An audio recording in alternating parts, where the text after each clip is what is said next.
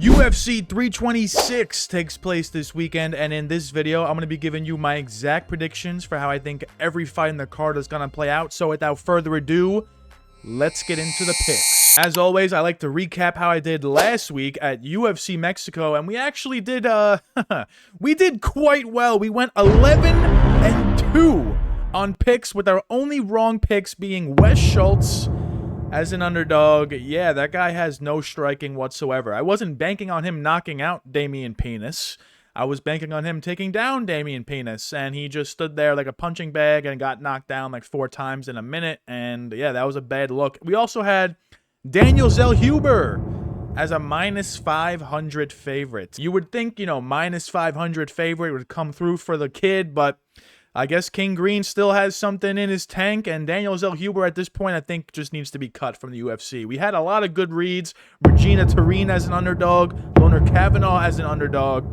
Let's see if we can make the picks even better this week at UFC 326 because the bets. As for the bets, down 1.08 units. You would think going 11-2 on picks would actually produce wealth in my bank account, but actually it didn't do that. Down 1.08 units. It really came down to Chiwiwis and Bunez going the distance. The fact that that went the distance, I just didn't see a world where that happened. I thought Bunez would either death gas or find the early submission. Yeah, that was a bad read. We also had a unit on Christian Quinones KO. Never again. Never again. We're just never going to do that again. Picks were on point. Bets weren't. Let's see if we can Doctor Strange it, combine it, make it right for this week. First fight we're breaking down is Luke Fernandez taking on Rodolfo Bellato, and in this one, I just cannot trust Rodolfo Bellato against someone that is a potent power puncher. Luke Fernandez, multiple KO victories to his name. I think he only has one decision win. He's going to go out there, he's going to march forward on Bellato, and he's going to land big strikes. The only way I see Bellato potentially winning this is by being a dog, is by surviving round 1 and potentially grapple smashing his way to a decision victory. But that is not very likely in my opinion. I think the most likely thing that's going to happen here is Luke Fernandez to find a round 1 knockout over Bellato. We've seen him chinned and wobbled before. I mean, Paul Craig KO'd him. Ihor Peteria nearly flatlined him, and he got flatlined twice by Vitor Petrino. Jimmy Crute also knocked him down. This guy gets knocked down in every fight. Luke Fernandez got big power in his hands. I'm expecting first fight of the night to end quick. Next fight we're breaking down is Gaston Bolanos taking on Jeong Lee, and in this one, Jeong Lee is going to be way bigger, way longer. Gaston Bolanos is moving up to featherweight in this fight. I don't really like that for his career, considering he's 8-5, and now he wants to move up a weight class. It's not like he was big for bantamweight, so now at featherweight, he's actually really small. Jeong Lee, I think, is going to have a lot of takedown success in this matchup. Wouldn't be surprised if he found a submission. Bolanos' biggest weakness is the takedown, is the grappling, and if Jeong Lee wants to take the path of least resistance, he's going to take down Bolanos and potentially either submit him or just win a very boring decision. So for those reasons, I'm going with Jeong Lee to win this one by decision. Bolanos' striking is pretty good, but he just doesn't put it together for 3 rounds for me to think that he could beat Jeong Lee. He did it against Cortavius Romeus, but Romeus has no striking to his game whatsoever. Jeong Lee, at least, I think, is a pretty decent striker. Next fight we're breaking down is Rafael Tobias taking on Diyar Nurgozhay. So now, hear me out, guys. This is my hear me out pick of the week, okay? Trust me, bro, pick of the week. Diyar Nurgozhay, 0-2 in the UFC, hasn't looked the best. I understand that. He got knocked down by Ribeiro. He got knocked down by Yuran Sati Baldiev. I get that. He got submitted by both of them. Now he's facing a Brazilian power puncher that can potentially submit him as well, has power in his hands. But I'll say this, okay? Watching back the tape on Tobias, this guy's striking is top-tier mid. His striking defense is also top-tier mid. The only way Tobias wins this fight is if he gets takedowns on Diyar, and Dyer's takedown defense is 100%. The only reason he's been submitted is because he's been knocked down or he's the one shooting the takedown. So if Dyer's not shooting a takedown in this one, and Tobias is not having success with his lazy takedowns, the striking is going to look miles apart. Diyar is the much better striker. I think he can even knock out Tobias. Tobias' only loss is a round 2 knockout loss to a guy named Manuel Porto. And in that one, Porto was a standing punching bag, but managed to land one big shot on Tobias, which completely colded him. Also, I'm not rating Tobias' Contender Series win that highly. He fought a fat Brazilian. All right, let's just be honest about it. That win meant nothing. So against someone that actually has potent power punching, Diyar, I think Diyar gets his first UFC win, guys. Trust me, bro. Pick of the week. Don't parlay Rafael Tobias. Maybe you can bet on his sub prop, but that just seems so sheepish. It just seems so public that I think we got to go with Diyar Nurgozhay to win this fight by decision. Wouldn't be shocked to see a KO victory as well in the later rounds, but Diyar money line, give me that all day. Next fight we're breaking down is Sumudaerji taking on Jesus Aguilar. And in this one, Jesus Aguilar, as an underdog, has cashed me for piles in the past. I believe I've taken him in almost every single UFC fight, and in every single fight, he's plus 200 or higher. The reason why he's such a big underdog in every fight is because he's so small, even for flyweight. Sumudaerji is going to have 10 plus inches of reach on Aguilar. He's also going to be way taller than Aguilar. I'm not really sure how Aguilar finds his way into the pocket to win this fight. Aguilar's going to need to shoot takedowns or land big overhands to win this fight. And Sumudaerji in his last 2 fights against Kevin Borjas and Mitch Raposo, he has looked pretty good.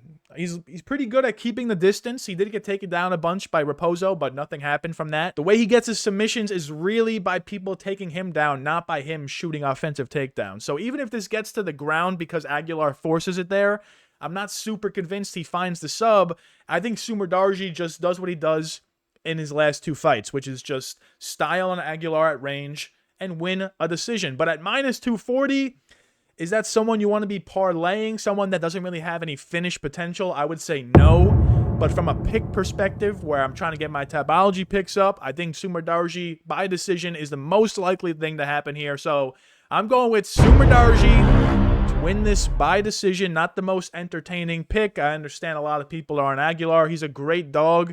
Finishing potential, moves forward, doesn't give up. But Sumudaerji, I think, is just going to size mog him. He's just so much bigger than Aguilar. I think that's going to have somewhat of an effect on this fight. Next fight we're breaking down is Cody Durden taking on Nyam Jargal Tumendembarrel. So I think I pronounced that correctly. The alphabet, people call him. He's also called the art of the knockout, but the guy has more submission victories than knockouts. So yeah, I see a lot of people taking Cody Durden here. And the main reasoning is because Nyam Jargal lost to Carlos Fernandez. And Carlos Fernandez, we know, is very mid. However, you watch that fight back, I'm not really sure how Nyam Jargal lost. I think he should be 10-0. He knocked down Hernandez in the first round, and he knocked down Hernandez in the third round. In the first round, Hernandez had back control, and the second round, Hernandez had back control. But Nyam Jargal landed the bigger shots. I think he should have beaten Carlos Hernandez. So if he was 10-0 and had beaten Carlos Hernandez, he would probably be a minus 250 or higher favorite in this matchup. Durden's 9 losses, multiple KO losses, multiple sub losses, multiple decision losses. How does Cody Durden win this fight? He's going to have takedown success and just be able to control Nyam Jargal for long periods of time. And Durden usually does that in round 1. Usually does that at the beginning of round 2, but as the fight progresses, Durden's game plan kind of goes out the window. He becomes very susceptible to the submission as the fight goes on. He just got Anaconda choked by Alan Nascimento for a similar reason.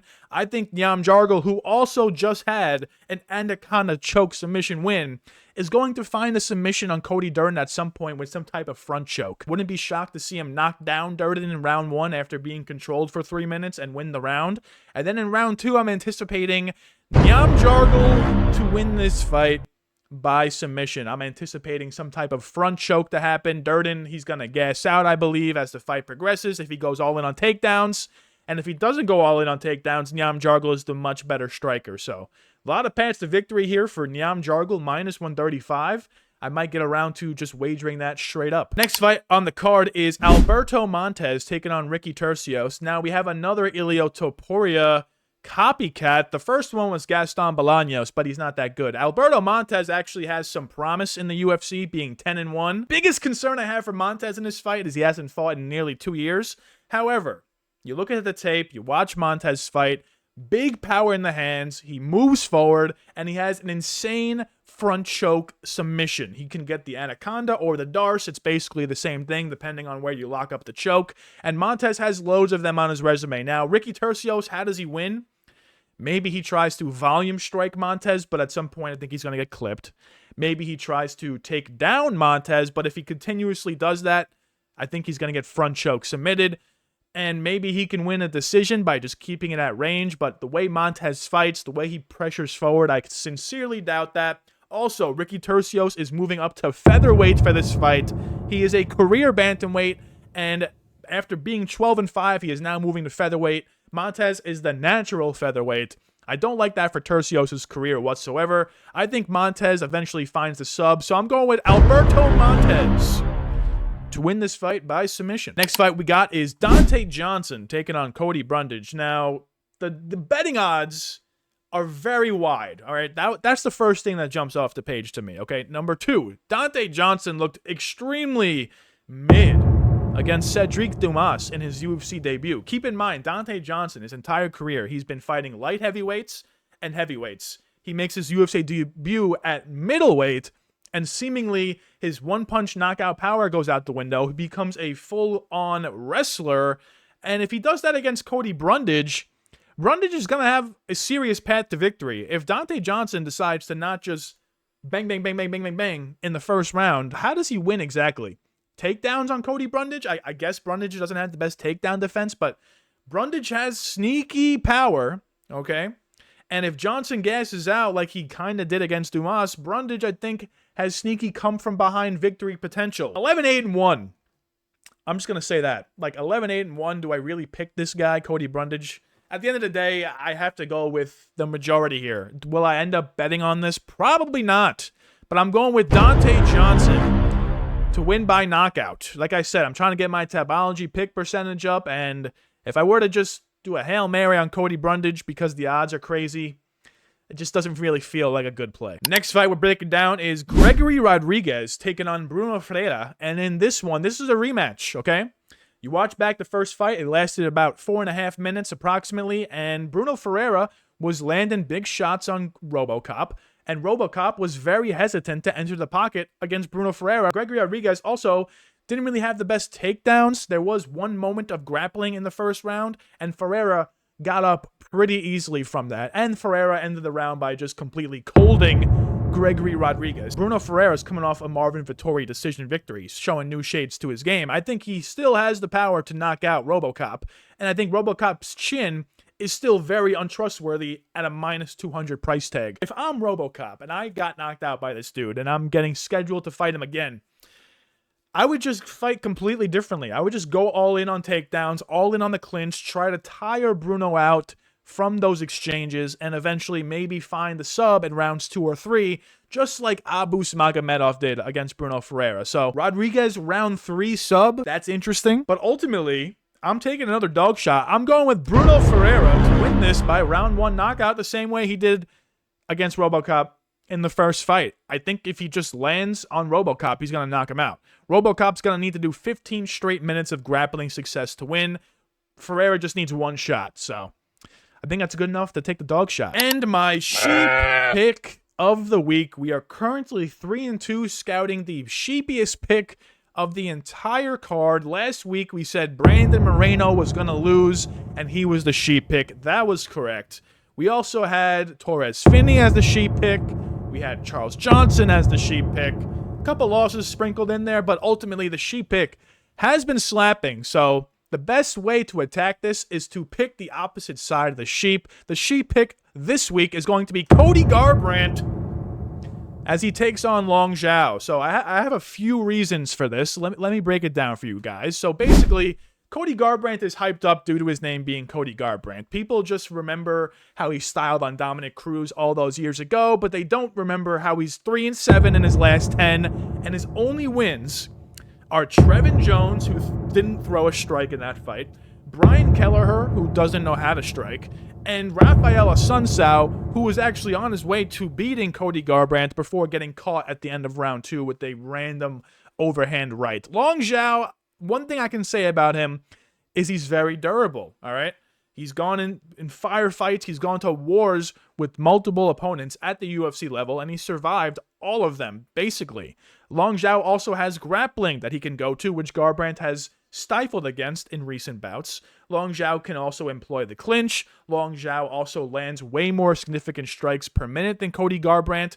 Cody Garbrandt lately has been fighting like an NPC, I'm not going to lie. I'm a Cody Garbrandt fan. I love Cody Garbrandt, but he's a fighter, all right? We're breaking down him as a fighter, and Cody Garbrandt as a fighter has not been fighting like Cody Garbrandt that we know. 71% of people on Tapology are picking Cody Garbrandt. That's yet another reason to not take him, because the betting line is still Cody Garbrandt as the underdog, although everyone is taking Cody Garbrandt. The real money is with Long Zhao. The sheep money is with Garbrandt. So I'm going with Long Zhao to win this fight by decision. Next fight we're breaking down is Drew Dober taking on Michael Johnson. This is a battle of two unks. Basically, how does this fight play out? Well, Drew Dober has this way of entering the pocket at any means necessary. He will get clipped on his way to the pocket, and once he's in the pocket, that's when he's very dangerous. Michael Johnson, I don't think is going to deal well with that type of pressure. Michael Johnson, I think,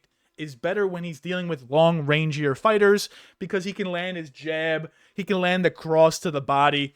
Drew Dober, I don't think, is going to allow him to do that. Drew Dober is going to march forward and force Michael Johnson to throw a knockout shot, and I don't think that's how Michael Johnson operates. Michael Johnson kind of finds the knockout shot on his own. He's not really the best counter puncher. So if Drew Dober is forcing the action in this one, Drew Dober, I think, has more power than Michael Johnson. Drew Dober, I know he's been chinned recently. So has Michael Johnson. So whoever has more power in this fight is probably going to win the fight. I lean Drew Dober. So I'm going with Drew Dober to win this fight by knockout. I think he just enters the pocket, lands a big shot, and Michael Johnson goes to sleep. Next fight we're breaking down is Rob Font taking on Raul Rosas Jr. This one is pretty simple to predict. Raul Rosas Jr. we know is going to shoot for infinite takedowns. Rob Font we know is going to want to keep this fight standing. We've seen Rob Font fraud check prospects before who tried to take him down relentlessly. Gene Matsumoto, he beat by split decision, which was questionable. Tyler Phillips, he beat by decision, which honestly, watching that fight back, that was also pretty questionable.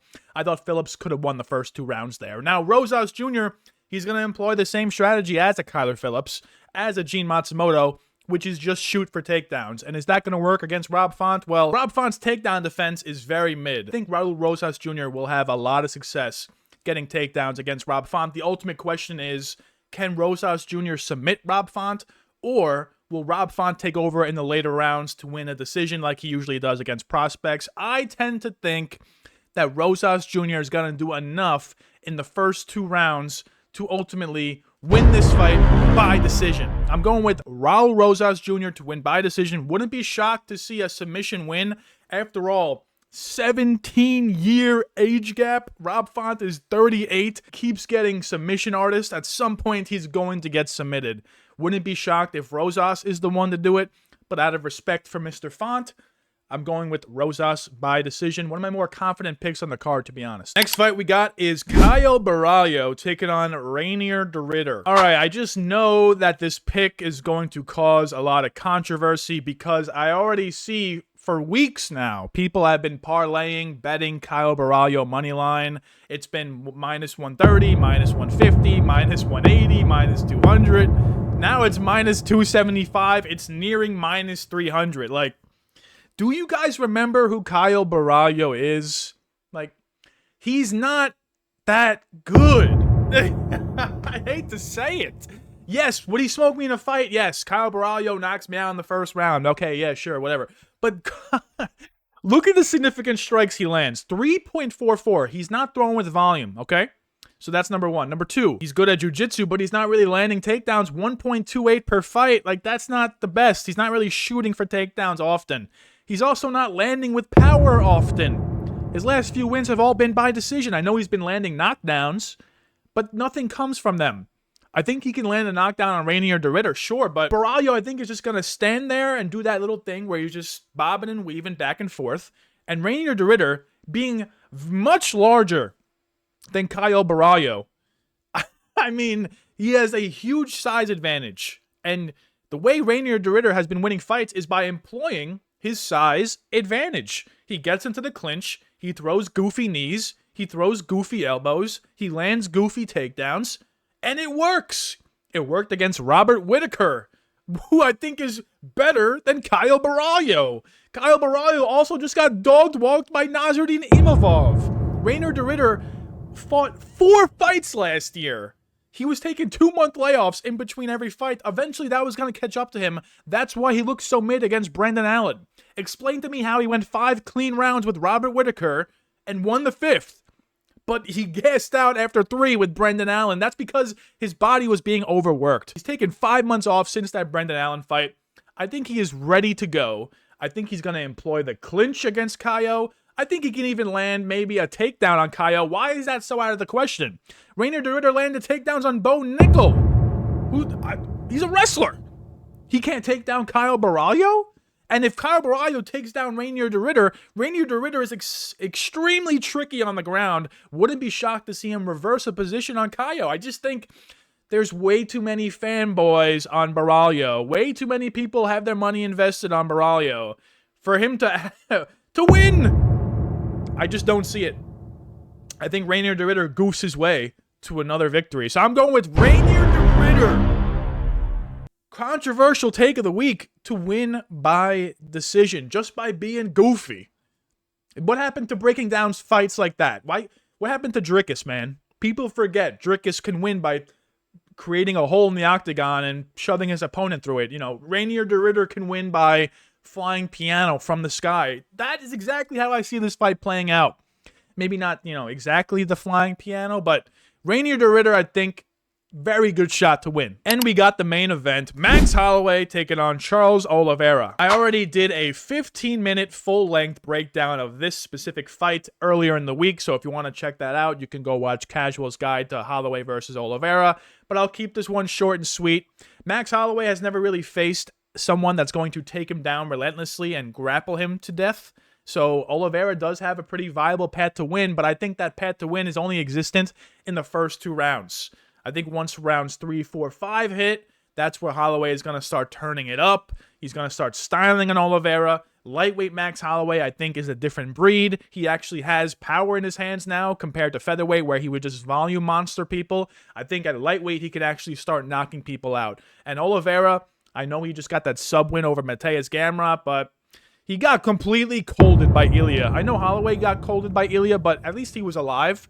Oliveira looked like he was gone. Like, just gone. So, Max Holloway, I'm excited to see how he does against a submission grappler, but ultimately, I'm going with Max Holloway to win this fight by knockout in round number 4 or round number 5. And my most confident takes of the card, this is basically everything I've said over the course of the video that I'm fairly confident happens this week. If you've been paying attention closely, these have been slapping at an extraordinarily high clip. Let's get into it. First confident take is going to be Luke Fernandez moneyline. I just don't think Bellato is good. Can that be the breakdown? Yeah, so. Jeong Lee moneyline.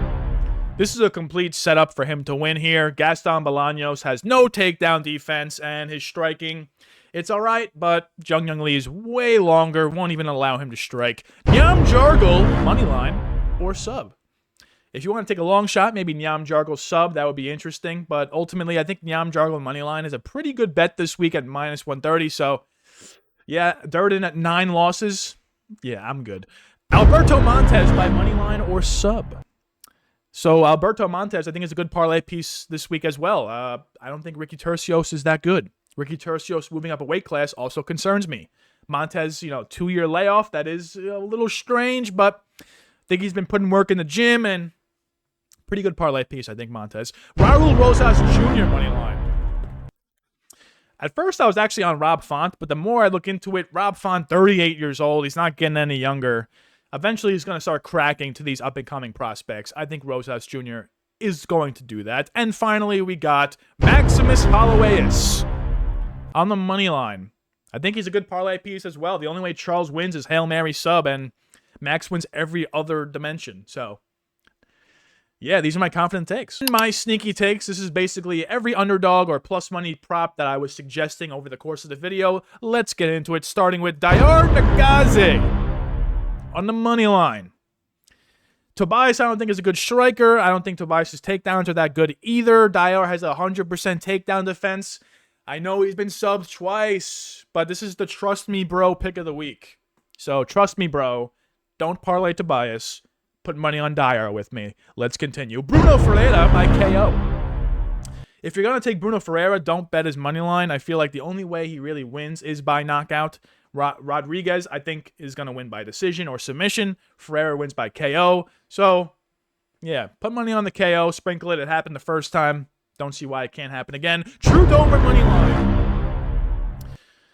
I just think he's going to press forward and land something big on Michael Johnson. Michael Johnson doesn't really deal well with pressure. They throw a similar amount on the feet, but Drew Dober is the one that presses forward and forces the action. Michael Johnson, I don't think, is going to deal well with that. And finally, we're ending it off with RDR on the money line. Just explain this very poetically, very sophisticatedly. RDR, I think, is a great shot this week. Let me see if I had any more. No more. Okay, yeah. So, yeah, my sneaky takes. Let me know in the comments who your favorite underdog of the week is. Follow me on Instagram, we're popping. Follow me on X, Twitter, we're popping. Follow me on TikTok, we're popping. Subscribe to the channel, we're popping. Have a great rest of your day, you savage.